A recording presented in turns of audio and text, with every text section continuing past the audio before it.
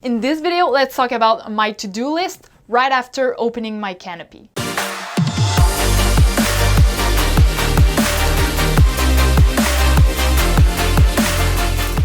Hey there, this is Catherine Bernier from Skydive Vibes, sharing the passion of skydiving and helping you become a better and safer skydiver. So if you're new here, consider subscribing not to miss our weekly videos all about skydiving. So this question was first asked me by a member of our community, and I did answer it in a short Q&A video. But finally, after gathering a lot more data and information, I decided to do a full-blown video about my to-do list right after opening my canopy. Note that as a disclaimer, I'm not a coach, I'm just sharing with you what I personally do. Whenever you have a doubt, consider asking a coach on your drop zone that will be able to know a little bit more about your experience and give you the right advice. Alright, so the canopy opening is one of the most crucial part of a skydive. Of course, you don't want to die. So you need at some point to open your canopy, and what happens seconds after is really important. So the first thing I personally do while my canopy is still opening, I'm keeping an eye on my surroundings and on any potential traffic, and I'm always ready to use my rear risers to steer the canopy. Once the canopy inflates, I'm making sure that I don't have any malfunctions, that this canopy is square and is landable. I then check my altitude and locate the drop zone on the ground. Right after, I'm using my rear risers to orient myself towards the landing area. This is an important step if you want to really land on the landing area and not do a plan B. Once everything is under control, no traffic, the canopy is there and flying perfectly, and I'm heading towards my drop zone, I am first opening my visor. Then the next thing, I collapse my slider and bring it back behind my head. And the reason is that the grommets on the slider, if they flip on the cords of your canopy, it can wear them faster. So by pulling the slider down with the grommets on the risers, well, it helps not to wear your canopy lines too fast. It also provides you more visibility above your head and gives a slightly better shape to your canopy.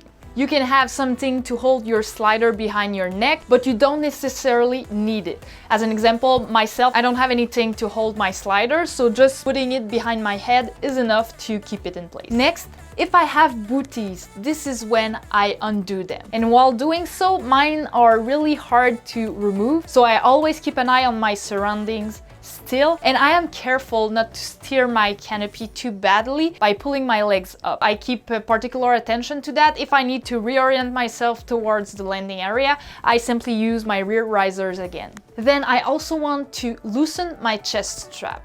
Now, this is important that everything else is under control before doing that, because it's gonna change the way your rig is on your body.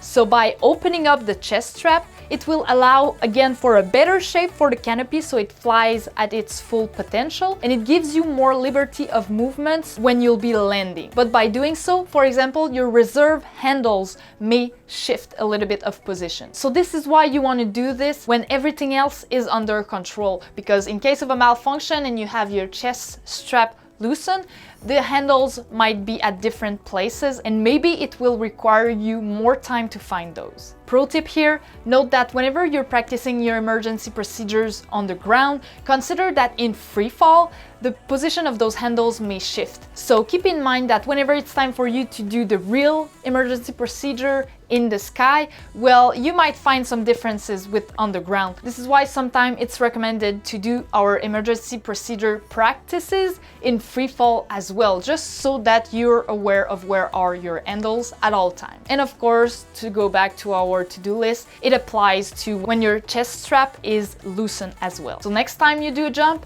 just check out your handles where they are in free fall and under canopy once your chest strap is loosened. This is the moment where, at the end of everything else, I grab my toggles.